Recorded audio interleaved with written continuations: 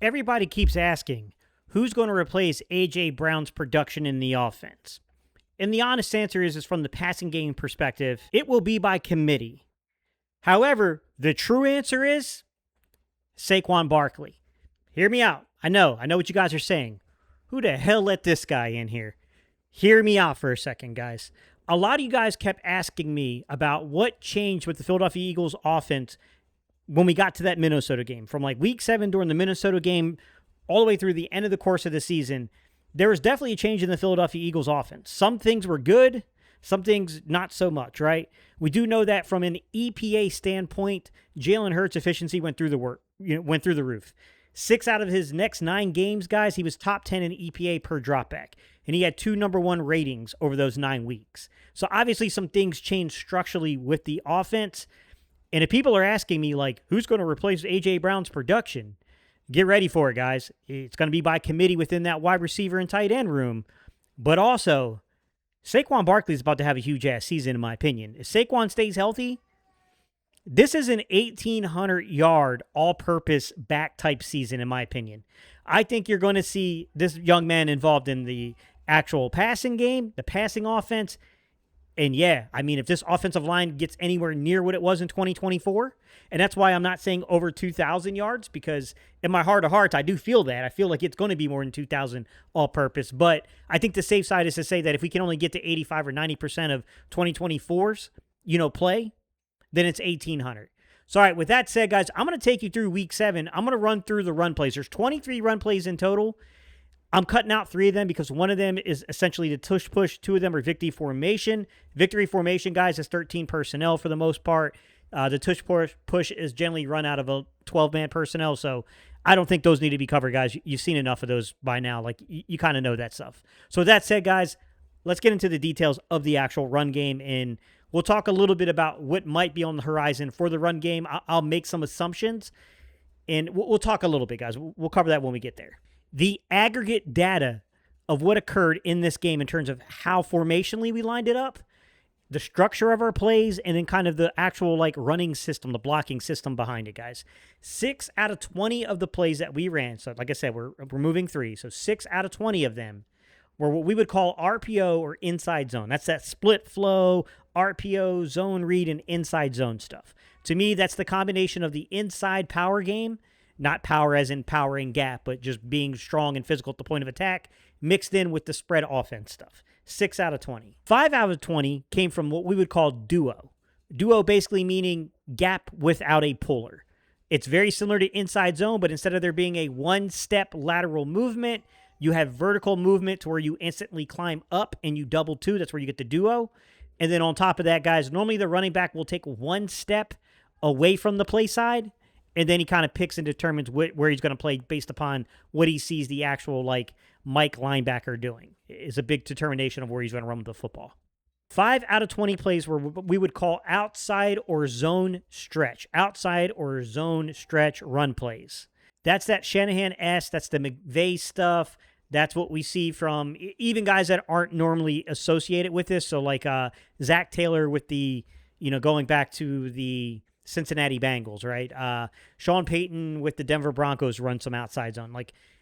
That's that type of stuff we see. And then 4 out of 20 plays were what we would call toss pitch action stuff going on. So you can see right from the jump, 9 out of 20 of those plays are things that you would generally see inside of a Shanahan, McVay, outside zone, stretch, pitch, these type of offensive of plays, right? And you can also see some of even the influences on McVay. A lot's been made about McVay's use of duo inside the run game, to where once he got Kyron Williams and a few other players in the Rams offense, they went a hell of a lot more duo. The Eagles are pretty heavy duo themselves, man, and that's a big discussion as well. Here's the part that should be talked about. The Eagles played with multiple tight ends or out of a 2-back kind of quasi structure. Remember, we use kind of tight ends almost as fullbacks. It's a little difficult to call something 12 compared to 13 compared to 21 or 22 personnel. It gets a little iffy there. But from what I could count, from what I think they were trying to show you on tape, is that in 12 personnel, they came out 7 out of 20 snaps. In 13 personnel, they came out in 5 out of 20 snaps. And then in 21 personnel, they came out in 2 out of 20 snaps. Add that together, guys, and 14 out of 20 of the plays had multiple tight ends, whether they're playing a fullback, whether they're playing the H, no matter how you look at it, guys. Winged, it doesn't matter, guys. They came out with multiple tight ends on the field quite a bit. That leaves roughly 6 out of your 20 snaps being run from 11-man personnel. 12 out of 20 splits came out what we would call a plus split. So a plus split just means a receiver is outside the numbers, which then leaves you with 8 out of 20 being done from a reduced split, meaning inside the numbers. 10 out of 20 of our run plays were run on first down. Probably not a big shocker there, but just to confirm what you probably could have taken a wild guess. 50% of those were probably on first down. 8 out of 20 were run on second down, so that leaves you with a grand total of 2 being run on third down. So predominantly early down run plays, and in my opinion, what you could see is first down. Yeah, you could probably take a wild guess that they're going to run the ball quite a bit. In my opinion, what I saw here is on second and less than 5 yards or less, the probability increases. I'm not going to say that it becomes the majority in terms of the probability, but it does increase that you're going to see a run play on second down if it's under 5 yards. Last but not least, depending on the look they get, I think if it's third in a medium area, 4 to like 7 yards on third down, if they're planning on, depending on the field position, and they're planning on going, taking 4 downs against you, if they feel like, hey, if we get 3 to 4 to 5 yards here, we're going for it on fourth down, I think the run becomes more predominantly, or you could take a better guess it's going to happen on third down, or if it's third and like ridiculously long. Third and 10 plus. When I say 10 plus, I mean over 10, like 11, third and 12, third and 13, third and 15. That's where sometimes they try to catch the defense off guard and hit them with a run play. It's kind of a safe thing, right? You're trying to build some space for your punter sometimes. There's different calculations to why they do that. Here's the part that I think on your behalf is worth the time. Categorizing it. What would you call the offense? In week 7, I would call this Philadelphia Eagles offense an inside zone team that utilizes split flow, RPOs, and zone reads that then incorporates that with duo. But then they like to mix it up a little bit. And the looks that they'll give you, especially what I saw early in games, you can make the argument that they come out differently. But that's the safe zone they fall into, is the inside zone, kind of, RPO, zone read, and like duo stuff is what they fall into when they get comfortable or when they're trying to maybe seek out comfort. But they came out wanting to give a different look and wanting to get the defense on its heels by opening up an outside zone and stretch mixed in with the toss play. Straightforward, if you broke it down, 11 out of those 20 plays came from that comfort zone, the inside zone, zone read, split flow, option-based stuff mixed in with duo. Those accounted for 11 out of 20. But 9 out of 20 plays, guys, was that zone, outside zone, stretch zone, kind of toss action stuff. That was a pretty damn big part of the offense, especially early in the game. It was gone to quite frequently. That's the part of the offense that I wonder going forward. Kind of getting into the point of today's video, guys. I wonder going forward if that's what we're going to see offensively from this team. Is it going to be a team that is the base is going to be inside zone with the RPO and the split flow, the zone reads, the duos, giving you that kind of look? Or are we going to go under center a hell of a lot more? And actually the base now is going to be outside zone, stretch, and then like toss, and then we mix in the curveballs here and there. Is going to be like your inside zone, your duo, your shotguns, your pistol formations to kind of get you off guard. Because the one thing I did notice is if you look at what we call the sidecar. Let me explain that, guys. When you offset and you're trying to make a point about the running back that's offset to the quarterback, we call them sidecars. That sidecar was typically lined up a half a yard behind Jalen Hurts. And everything is with meaning. Normally, you're somewhat even with the running back when you're offset like that. The fact that they were putting him a half yard behind tells you that they were either trying to sell you on some play action stuff or they wanted to create just a hair more space, micro fraction, just a hair more space for the running back to be able to evaluate actually what's going on from the blocking scheme to get themselves free. That was a feature in this game that stood out to me like, oh, that's different. But my overall point is I am curious if we're not going to be a little bit more outside in zone stretch than what we were this past season when we flicked. I wonder if it's going to get flipped. And I do want to iterate that there wasn't, like, what's missing. If you notice the thing I didn't talk about, duo is a part of gap, but true gap in power. So, I mean, I'm talking about things like trapping. I'm talking about things such as like pin pull. I'm talking about like traditional, gap where you pull the backside guard through. I'm talking about traditional like power where you you pull the play side guard or something through. Like those things were missing. Those weren't on the tape from this game. And I want to caution, that doesn't mean that I think we're going to completely abandon gap scheme stuff. I do think it'll probably be matchup dependent. I think it also is going to be like it's a switch up.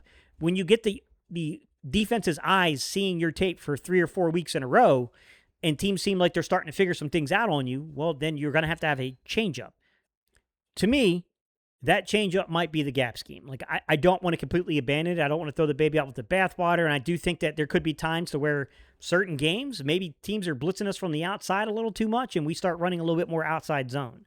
To where I do think there might be other games to where, you know what, teams are getting overly aggressive. We want to hold their eyes, so we're going to get back in the pistol or the shotgun, and we're going to hit you with a lot of that inside zone duo stuff that gets mixed in with split flow zone, mixed in with like the RPO and the zone read stuff. So I think it definitely like will ebb and flow depending on like who's on the schedule, what they like to do defensively, maybe what we've thrown out on tape, and how we want to, divert our next few weeks' opponent's eyes. You're always trying to set things up. But I will say this. I do think the Eagles last year made some really impressive changes at points in times. I don't want to take that away from them. But I do feel like sometimes the sequencing in terms of like how you tie it to the passing game could use some work. Now, I will say there was one play in this Minnesota game that deserves to be pointed out. And that was the 79-yard touchdown that bombed to Devontae Smith that came off of an under center play action pass. You want to see more of that kind of stuff on the tape. You want to see that kind of stuff get expanded further. We've got to be better at sequencing it, and I think that's why Sean Mannion's here. And once again, guys, this goes into the fact that, these are assumptions. And what I want you guys to understand is that I'm giving you the basis of what I see from tape. I'm giving you the basis of what I see for these guys coming in from the systems they're leaving. And I'm doing the best I can to tie that into what I think the strength of our current roster is. Right now, I'm not too sure what everything's going to be when it gets, put out there on week 1 per se. But I do think that it's, we have an interesting group of guys. And I think what I do feel confident saying is that you got Saquon Barkley, you got Devontae Smith, and you got Dallas Goedert. You just really need one more guy before the end of the season. I don't care if it's Dontavian Wicks. I don't care if it's a first-round pick in Mekhi Lemon. Maybe Eli Stowers emerges. Maybe Hollywood Brown lives up to what he said that very first time that he took the podium and was basically saying, like, yo, I still got it and don't count me out and kind of stuff. I don't care who it is, guys. That has no relevancy to me. I don't care who it is. I just know that somebody has to step up in the fourth player role. And I do think that overall, my point being made, it's going to be spread around more. The allocation of the football, the targets, the run, I think it's going to get spread a little bit more. And it'll be interesting to see the way that this all kind of shakes its way out towards the end of the season. I can tell you this, guys. I've been saying this week after week when I come on here and I'm breaking down the system. I'm breaking down the tape. I'm showing you the different ways in which I think the tight ends are going to be important inside of this offense. I'm going to say 2 big points here, guys. Point number 1. The reason I'm hesitant to say Saquon Barkley 2,000 yards all-purpose over that, and why I'm saying 1,800, is I do think part of the reason that we experienced a lot of failures for our expectations on the 2025 season was we kicked the shit out of the offensive line and like Dallas Goedert and Saquon Barkley. Like, we used the shit out of them on the 2024 season. And I think because, you had to go and you got to play the postseason, like, I just think it wore them out. And I do think that to some extent, it's not just about like, oh, Saquon Barkley, we don't know if he's going to be back next year, right? And that's a huge decision. What if Saquon does have over 1,800 yards all-purpose? What if he has over 2,000? What do you do there? Because that guy's becoming a really big-ass part of what you do offensively. Like, do you keep bringing this guy back until the wheels fall off instead of trying to get out a year early because he's just so important to your offense? I don't know, guys. I mean, I really do like Tank Bigsby. I would love to see them manage some of the workload by giving Bigsby a little bit more of a workload, if you will. Like, I would love to see that, because then I think that gives you an idea going into the future how much you can depend upon like a Tank Bigsby, right? It helps you make that decision. It's all fine and dandy when Tank Bigsby's not taking over 100 carries for us to try to make an evaluation. But the truth be told is, man, that don't mean shit if you ain't getting over 100 carries, because it's really hard to, we can say like in the role, but you'll be talking about a major expansion of the role if you're putting it all on him the following season. I think we have to be mindful of that. So I think there's a lot of shit that has to be answered here. That's part one. I think part number two is just the fact that even if you try to run Saquon Barkley into the ground to get the max value out of the contract and, buy yourself time to figure these things out, whatever, you're still running your offensive line into the ground too, making them go to the well that much, right? You're still kicking the shit out of your tight ends, making them have to block like that all the time. Like there's wear and tear, right? That's why I wouldn't be shocked if they don't go heavy in terms of the tight ends, in terms of roster application. How many we, hanging four and then keeping one or two on the practice squad that we want to keep around too. I wouldn't be shocked if you don't see a little bit of a rotation, a little bit of depth kind of hung on to when it comes to those tight ends. The offensive line, Saquon Barkley, what these running backs can do, Tank Bigsby, and whoever is also on this roster when it all gets shaken out, right? These tight ends, man, being pivotal. You just saw how much they were using multiple tight ends, guys. That's a hell of a lot. And that doesn't even count on how often they use 12 personnel in terms of the passing game. I didn't even talk about the fact that they were using jumbo in this game. They used jumbo in this game, not just 13 personnel, by the way, but they were bringing Big Fred in on 12 personnel. There's a few times that they went jumbo with them. There's a lot to break down here, guys. There's a lot to kind of ponder over. I don't know that just watching a singular game is going to do it. And I have like 4 games already lined up past week 7 to kind of, go through and just kind of see schematically what was going on here. But there's a few things that stand out to me. And that's what I wanted to bring to you guys today, is to show you that I think Saquon Barkley is going to have a hell of a workload. I think Devontae Smith is going to have a hell of a workload. And I wouldn't count Dallas Goedert's got to stay healthy. Dallas Goedert's production's always been really good. He just needs to stay healthy for, like last year, he was healthy for 15 games. He only really missed 1 game due to injury, and then he had, he sat out the last week of the season with the starters. Some of the starters, I should say. So, I mean, like, when you look at it that way, it's like, okay, look, man, just give me, 14, 15 games from Dallas Goedert, and then, you got it there as well. You've got this production, you've got this stability to your offense. You need 1 to 2 guys to emerge that can be really good role players with future assets attached to them. Like, oh, these guys could be something for the future of this offense when we don't have as many of these dudes on these 1-year contracts to fill out the depth, when maybe we got to rely a little bit more on draft picks. It is what it is. We'll have to see, guys. All right, y'all, let me know your thoughts, guys. I'm curious what you guys think about the run game, what you think about Saquon Barkley's utilization is going to be on this year. I think we're in for quite a bit, not only from the run game, but from the pass game. I think they're going to put the ball in Saquon's hands quite a bit. I'm going to throw you some other videos up here, guys. If you're interested in the scheme stuff, I'll throw you up some stuff here about scheme or player evaluation, things like that. The things I know that you guys are really liking here on YouTube. And with that said, guys, I appreciate y'all so much for liking, commenting, and subscribing. And for all y'all that are hitting that hype button and help push this videos out, I do appreciate you guys, man. It's very much, appreciated from me. All right, y'all. Peace. I'm out of here.